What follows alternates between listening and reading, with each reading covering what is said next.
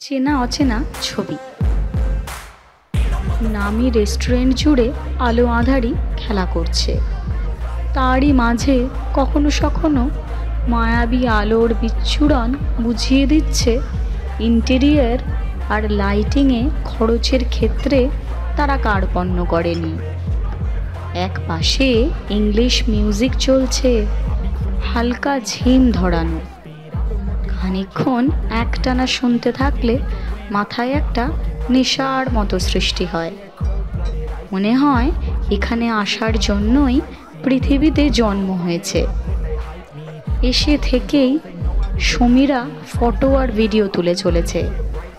আসলে অনেক দিন বাদে সে এই ফাইন ডাইনিং রেস্তোরাঁয় এলো। জায়গাটা বাড়ি থেকে অনেকটাই দূরে, চাইলেও আসা হয় না। সেই কলেজ জীবনে এসেছে বার দুয়েক, তারপর থেকে আর আসা হয়নি। এখন চারপাশে বাজেট রেস্তোরাঁর রমরমা, তার উপর চাইলেই ফুড অ্যাপ বাড়িতেও খাবার দিয়ে যায়। যদিও সে সাধারণত খরচ করা তেমন একটা পছন্দ করে না। আর্থিক চাপ কার নেই? বড় বড় রেস্টুরেন্টে খাবারের যা দাম, এক একটা ডিশই প্রায় 600-700 থেকে শুরু। মোটেও পকেট ফ্রেন্ডলি নয়।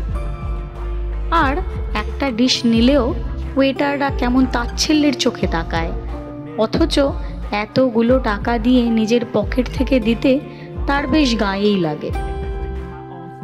আজও কি সেই ফাইন ডাইনিংয়ে আসতো? মোটেও আসতো না। নেহাত সমীরণ দেখা করতে চাইল, তাই সমীরা এই ফাইন ডাইনিং রেস্তোরাঁটাই বেছে নিল দেখা করার জন্য। বিয়ের কথাবার্তা চলাই স্তক দেখেছে সমীরণ বড্ড কেতাদুরস্ত। অন্তত তার ম্যাট্রিমোনিয়াল সাইটে আপলোড করা ছবিগুলো সে কথাই বলে। প্রোফাইল খোলার পর থেকেই একের পর এক সম্বন্ধ আসছে তার জন্য। রূপসী মেয়েদের না বয়ফ্রেন্ডের অভাব হয়, না পানিপ্রার্থী পুরুষদের। সমীরার বরাবরই কেতাদুরস্ত পুরুষ পছন্দের। এরা স্বভাবে হাত খোলা হয়। খরচের সময় ওই 50-100 হিসেব কষতে বসে না। আলাভোলা পিঠে ঝোলা দাড়িওয়ালা পুরুষ দেখলে তার বড্ড বিরক্ত লাগে। এরা নিজেদের বিশাল হনু ভাবে, সুযোগ পেলেই মেয়েদের সঙ্গে ঘনিষ্ঠ হতে চায়। অথচ খরচের বেলায় ভাঁড়ে মা ভবানী। এদের প্রিয় জায়গা কফি হাউস, কিংবা রাস্তার ধারের চা বাটার টোস্ট, কিংবা ডিম টোস্টের দোকান।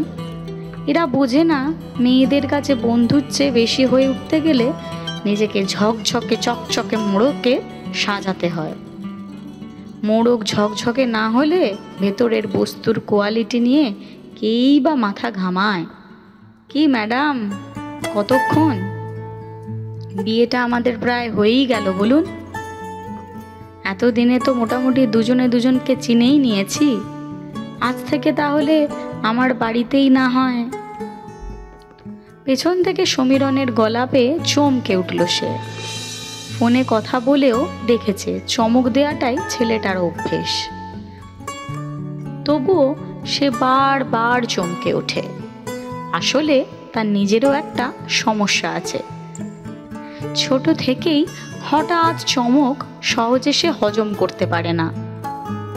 আরে কুল ইয়ার, অত সিরিয়াস চোখে তাকানোর কি আছে? আমি জাস্ট মজা করছিলাম। But your eyes truly amazing. একটা অন্যরকম ডেপথ আছে। পরক্ষণে সিরিয়াস টোনে বলে উঠল, আজ তোমাকে কয়েকটা কাজের কথা বলবো, মন দিয়ে শোনো।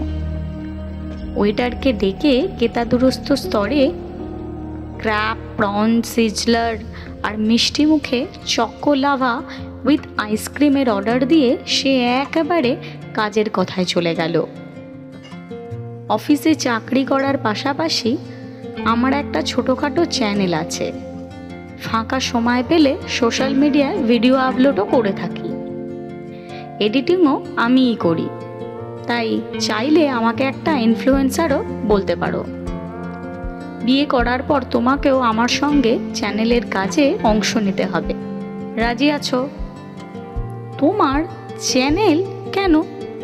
বলতে বলতেই ওয়েটার ধোঁয়া ওঠা খাবারগুলো টেবিলে রেখে গেছে, আর সমীরা ফোন ক্যামেরা বাগিয়ে ব্যস্ত হয়ে পড়েছে ধোঁয়া ওঠা সিজলারের ফটো ভিডিও নিখুঁতভাবে ক্যামেরাবন্দি করার জন্য।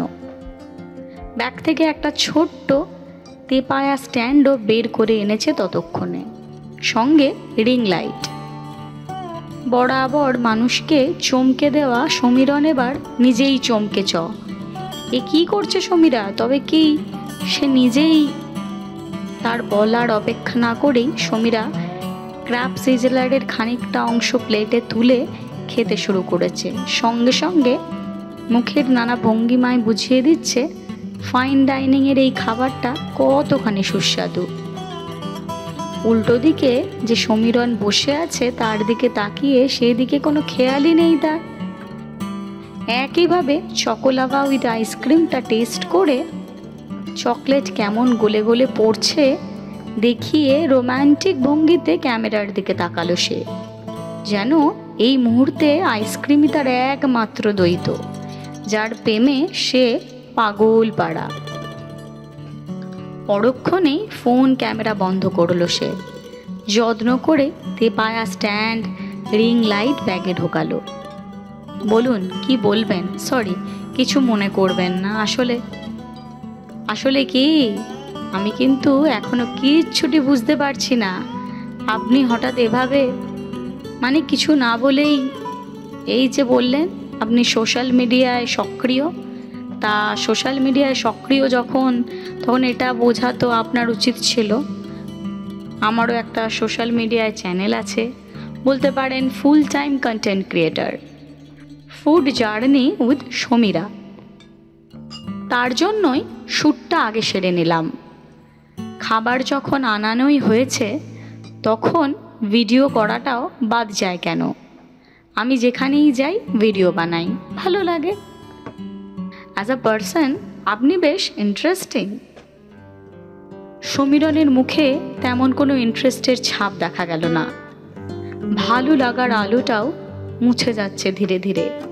চাহনি দেখে স্পষ্ট বোঝা যাচ্ছে প্রথমবার দেখা করতে এসেই সমীরার এমন আদেক্লাপনা সে ভালোভাবে মেনে নিতে পারেনি। আপনারও তো চ্যানেল আছে বলছিলেন, নাম কি তার? বলবো, নিশ্চয়ই বলবো, এড়িয়ে যাওয়ার চেষ্টা করে সমীরণ। আরও কয়েকটা মামুলি কথাবার্তার পর ঘড়ির দিকে চোখ পড়ে সমীরার। ইস, আজ বড্ড দেরি হয়ে গেল। দায়সারা বিদায় নিয়ে রেস্তোরাঁর দরজা খুলে বেরিয়ে যায় সমীরা। উঠে পড়ে সামনে থেকে আসা বাসটায়। এই মুহূর্তে তার গন্তব্য রেস্তোরাঁর সবচাইতে কাছে অবস্থিত শপিং মলটা।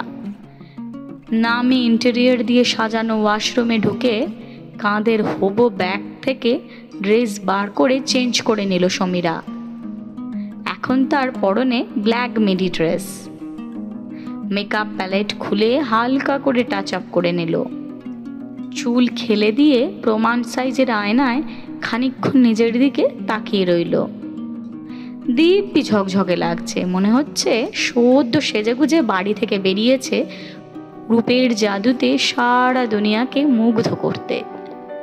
আয়নায় নিজেকে ঘুরিয়ে ফিরিয়ে দেখে শেষ পর্যন্ত সন্তুষ্ট হলো সে। পটাপট সেলফি তুলল কয়েকটা। এবার পুরনো ড্রেসটাকে কাঁধের হোবো ব্যাগে ভরে বেরিয়ে গেল ওয়াশরুম থেকে। একটা ক্যাব ডাকলেই সে পৌঁছে যাবে নতুন গন্তব্যে। ভালো লাগলে অবশ্যই লাইক করুন, শেয়ার করুন, সাবস্ক্রাইব করুন। আপনাদের একটা লাইক, একটা শেয়ার আমাদের ভালো কাজ করার খিদে অনেকটা বাড়িয়ে দেয়। সবশেষে পাশের বেল আইকনে ক্লিক করতে যেন ভুলবেন না, তাহলে গল্প দেওয়ার সঙ্গে সঙ্গেই নোটিফিকেশন পৌঁছে যাবে আপনাদের কাছে। Stay tune.